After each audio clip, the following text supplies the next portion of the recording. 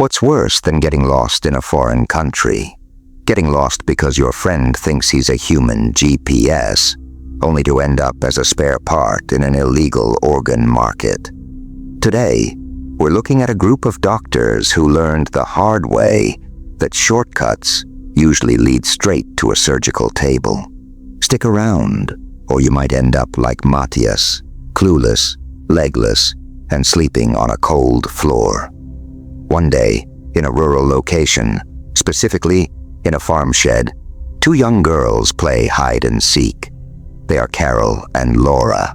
When it is Carol's turn to seek, she counts to 25. She opens her eyes and looks for Laura. She enters a grain barn and finds Laura in a total red mess. Suddenly, a four-legged beast attacks, but Carol saves herself inside a car.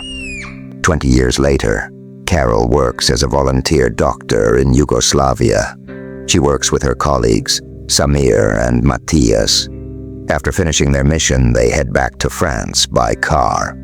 On the way, some uniformed men block the road due to bridge work. Matthias, the GPS genius, suggests a shortcut. Big mistake. Carol feels hesitant, but she eventually agrees. During the trip, Matthias realizes they are lost. Samir panics and blames Matthias for leading them into the middle of nowhere. They continue the journey, unaware that this simple choice is a one-way ticket to permanent retirement. Inside the car, Carol falls asleep. She is jolted awake when she feels the vehicle suddenly screech to a halt. As she sits up to see what's happening, she screams in terror as a masked man shatters the car window. Matthias tries to run, but a projectile hits his leg, and he is instantly grounded. They are all thrown into a vehicle with iron bars. Carol wakes up in a dark, filthy room that looks like a cage. She is confused and terrified. She then sees Samir in the same room and Matthias in a separate cell. A stranger appears, making them realize they are not alone. The next morning, they peek through a small window and see they are in a car repair shop. Soon, two men enter and try to act inappropriately toward Carol.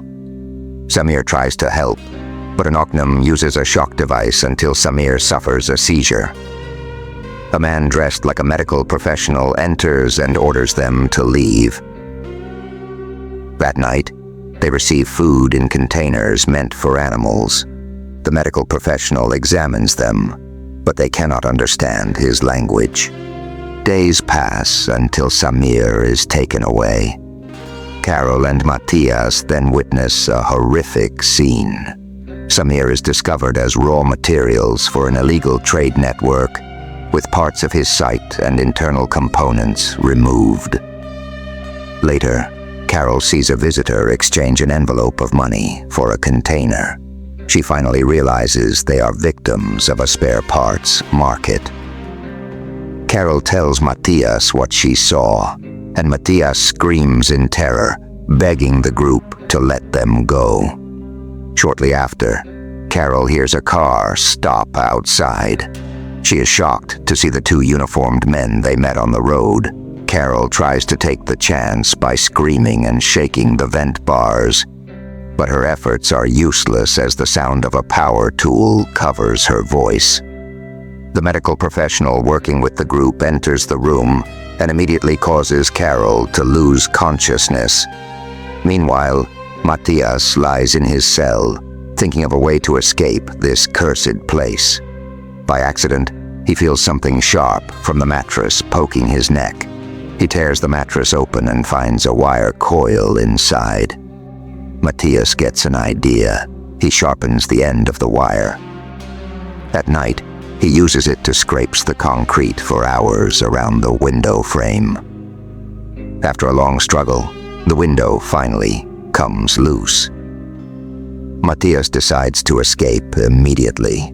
He starts to climb out through the window, but only to be caught immediately. Slow clap for Matthias, everyone as the group catches him just as he is about to get away. After the incident, They seize their mattresses.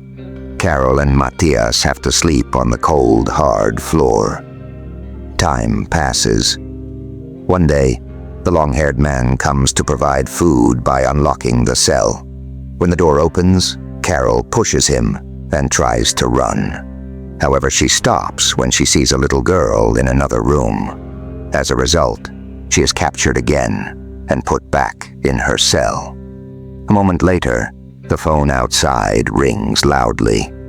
The medical professional answers and orders his men to take the man in the front cell to be processed permanently. Soon, the phone rings again. Two men enter Carol's room and take her to a procedure room. Fear fills Carol's mind as she realizes her time is almost up. The medical professional tries to use a device to keep Carol's eyes wide open. But secretly, Carol manages to loosen her restraints. She grabs a small surgical tool and cancels the professional's life subscription. She quickly walks to the room where Matthias and a little girl named Anna are still held. Carol promises to return after getting a metal cutter from the shop. Passing through the corridor, Carol encounters several guard animals. She carefully passes them and survives. She enters a kitchen and gets into a fight with a woman there until the woman is instantly grounded. Carol sneaks into the shop to get the cutter. As she returns, the guard animals bark loudly. One of the men enters to check and is shocked to see the empty cell. He calls his friends, but Matthias immediately stops him with a heavy blow. Carol, Matthias, and Anna do not waste time. They escape into the woods. The long-haired man realizes the captives are gone and finds his colleagues are no longer alive. He releases the guard animals to track them, while another uses a car. In the woods, an exhausted Matthias gives up and tells Carol and Anna to leave him. Matthias is caught by the guard animals. Carol sees the car approaching and tells Anna to hide in the cornfield. Carol continues to run until she trips over a tree root. She sees an old explosive device in front of her. Carol uses the opportunity to lure the animals towards the device until they are eliminated by the blast. Carol runs to the cornfield where Anna is hiding. The long-haired man chases them with a rifle. Meanwhile, another man finds Anna. But Carol arrives just in time and neutralizes the man using a large stone. The long-haired man continues the chase. Carol and Anna hide on the ground.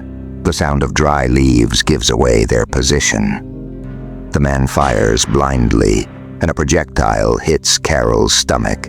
He intends to finish her, but when he is distracted, Carol stabs his leg with a dry tree branch. The man drops his rifle in pain. Quickly, Carol takes the weapon and ends the pursuit, with a little help from a branch. A few moments later, Carol wakes up and sees a man in a protective helmet approaching. Carol and Anna are taken into the vehicle. The film ends when they are finally secured by two uniformed men. Carol survives, but only her body is safe. A part of her soul remains in that place where humans are traded like broken merchandise.